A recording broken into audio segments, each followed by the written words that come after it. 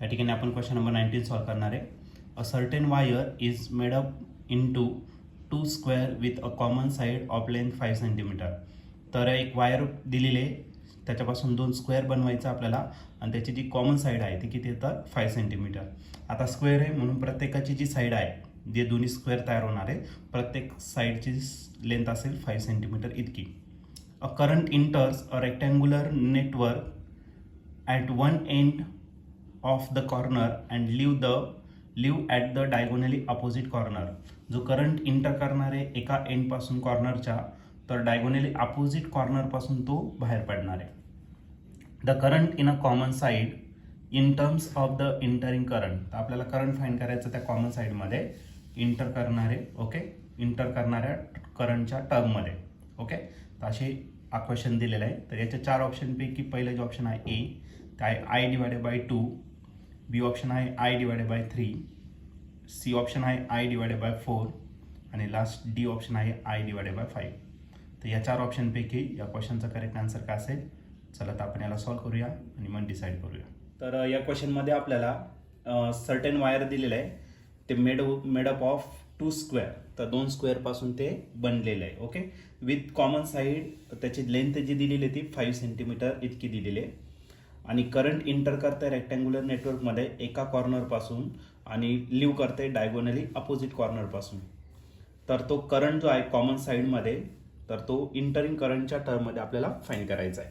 तर सर्वात पहिले तुम्ही डायग्राम या ठिकाणी ड्रॉ करतो. तर आपल्याला काय दिलेलं आहे, तर एक वायर दिलेली आहे, ती कशापासून बनलेली आहे, तर दोन स्क्वेअर्सपासून या ठिकाणी बनलेली आहे. मग पहिलं स्क्वेअरची जी साईड आहे, सपोज ते आपण काय कन्सिडर केलं तर ही पहिली साईड असणार आहे, ज्याचा रेजिस्टन्स, त्या वायरचा रेजिस्टन्स किती असेल तर आर इतका आपण त्याचा रेजिस्टन्स आपण कन्सिडर करू. आता ते प्रत्येक वायर स्क्वेअर आहे म्हणजे प्रत्येक वायरची जी लेंथ असणार ती कशी असणार, सारखीच असणार. आणि वायरची जी लेंथ आहे कॉमन साईड ती किती दिलेली आहे तर 5 सेंटीमीटर इतकी. मग प्रत्येक वायरची जी लेंथ आहे ती किती 5 सेंटीमीटर. मग 5 सेंटीमीटर जर असेल तर आपण रेजिस्टन्स आर असेल, आपण आर असेल. ओके, अशा दोन स्क्वेअर पासून ही बनलेलं आहे. ओके, असं. आणि या दोन स्क्वेअरचा हा कॉमन साईड आहे. ओके, आणि या कॉमन साईडचा जो लेंथ आहे ते किती 5 सेंटीमीटर. तर याचं पण 5 सेंटीमीटर आहे, सगळ्यांचं 5 सेंटीमीटर. याच्यात करंट इंटर होतोय एका डायगोनलच्या एका कॉर्नरपासून त्या स्क्वेअरच्या आणि दुसऱ्या डायगोनली अपोजिट कॉर्नरपासून तो लिव्ह करतोय. ठीक आहे, मग इथून करंट आपल्याला इंटर होणार आहे. मग आपण हा पॉझिटिव्ह टर्मिनल घेतला, हा निगेटिव्ह घेतला आणि या ठिकाणी आपण त्याला कनेक्ट केलं. ओके, तर एका कॉर्नरपासून इंटर होणार आहे, डायगोनली अपोजिट कॉर्नरपासून तो लिव्ह करणार आहे. ओके, आता पॉझिटिव्ह टर्मिनल आहे आणि निगेटिव्ह आहे, मग याच्यातून करंट इंटर होणार आहे. करंट किती इंटर होणार आहे, सपोज आय इतका करंट याच्यामधून इंटर होणार आहे. पुढे गेल्यानंतर याच्यातून काही करंट पास होणार, कारण दोन पाथ आहे. Some amount of current flow in this way आणि रिमेनिंग इथून फ्लो होणार. मग सपोज याच्यातून जो करंट पास होणार आहे तो आपण किती कन्सिडर केला तर I1. ओके, म्हणजे इकडे जो करंट पास होणार आहे तो किती असेल I मायनस I1 इतका करंट याच्यातून पास होणार. ओके, I1 गेला म्हणजे रिमेनिंग किती राहिला I मायनस I1 इतका. ओके, पुढे जर गेला तर या ठिकाणी परत दोन ब्रांचेस आहे.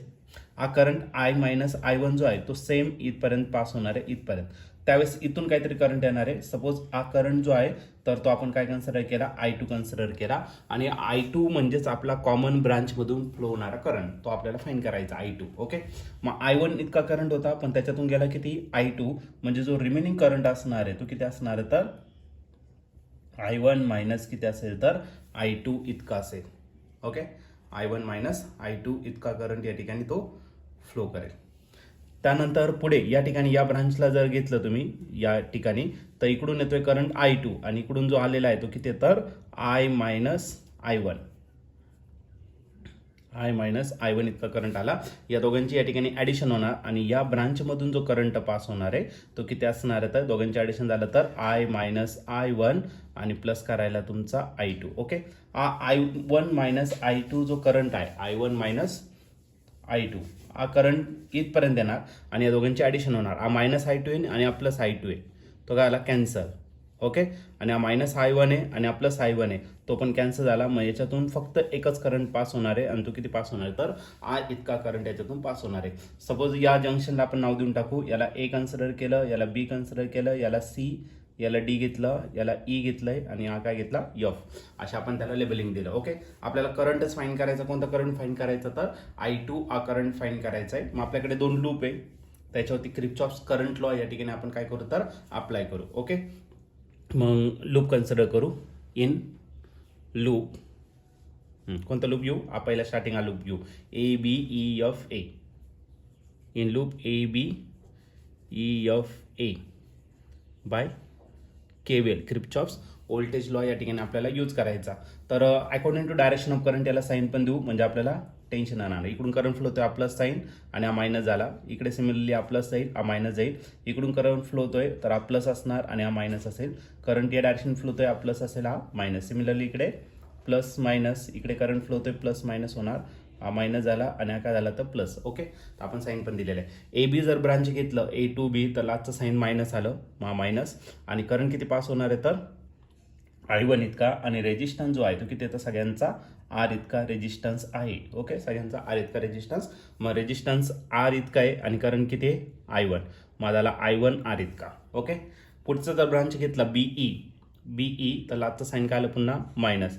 आणि याच्यातून जो करंट पास होतो तो करंट किती आहे तर आपला I2 इतका करंट आहे. ओके, आणि जो रेजिस्टन्स आहे तो किती आहे तर R इतका. ओके, B नंतर आपला ब्रांच आहे EF, लास्टचं साईन काय आलं प्लस.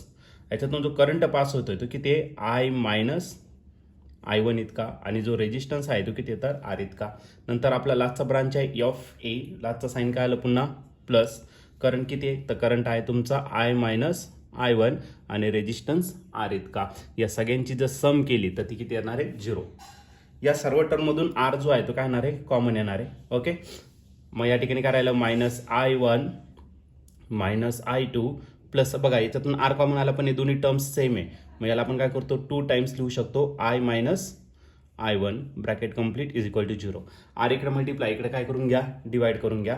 मग राहिला मायनस I1 मायनस I2 आणि याला जर मल्टिप्लाय केलं तर plus 2I minus 2I1 is equal to 0. I1 बघा इथं पण आहे, इथं पण आहे. Okay, minus I1 minus 2I1 की झाला मायनस 3I1. त्याला तिकडे येऊन टाकू. म्हणजे या ठिकाणी काय राहणार आहे 2I minus I2 is equal to 3I1. हे झालं तुमचं फर्स्ट इक्वेशन. ओके, आता एक काम करू, नेक्स्ट ब्रांच आपण या ठिकाणी कन्सिडर करणार आहे. नेक्स्ट ब्रांच कोणतं कन्सिडर करणार आहे? वरचा लूप कन्सिडर करू. मग कोणता लूप घेतला? इन लूप BCDEB आणि काय यूज करायचं आपल्याला KVL बाय KVL. पुन्हा आपण BCE ब्रांच घेणार आहे B to C. या ठिकाणी जो करंट पास होतोय करंट किती आहे तर I1 मायनस I2 इतका. रेजिस्टन्स R आहे पण तो कॅन्सलच होणार आहे जे आपण वरती बघितलेलं आहे. तर मी रेजिस्टन्स काय घेतच नाही. ओके, मग करंट काय घेतला I1 मायनस I2 कुठं BC. B पासून C ला पण लास्टचा साईन काय मायनस. ओके, मग फक्त करंटच या ठिकाणी आपण कन्सिडर करू. नेक्स्ट ब्रांच आहे C to D, लास्टचा साईन काय आलं मायनस. ओके, आणि करंट किती आहे तर I1 मायनस I2 इतकाच आहे.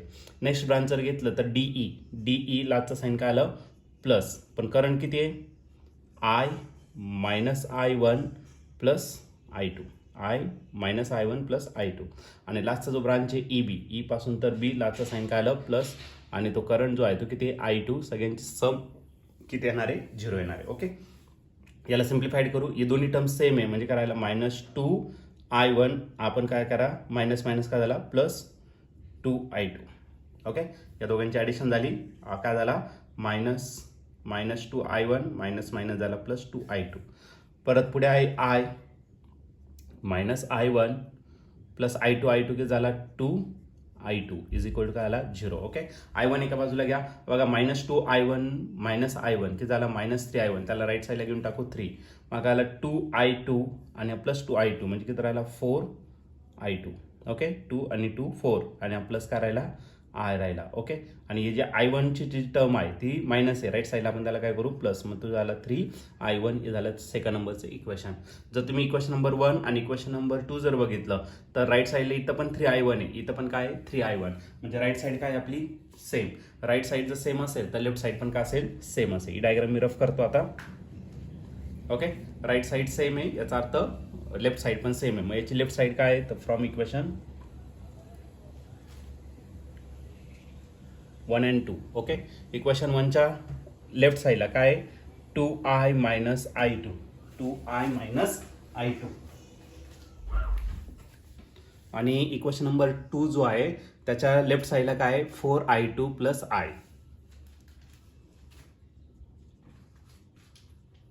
ओके, मग एक काम करा, आता I1ची टर्म एका बाजू आयची टर्म एका बाजूला करा, I2ची टर्म एका बाजूला करा. मग काय राहिला 2I आणि हा प्लस आहे, इकडे काय करणार आहे मायनस I, इकडे काय राहिला 4I2 आणि हा मायनस आहे, इकडे काय होणार आहे प्लस I2.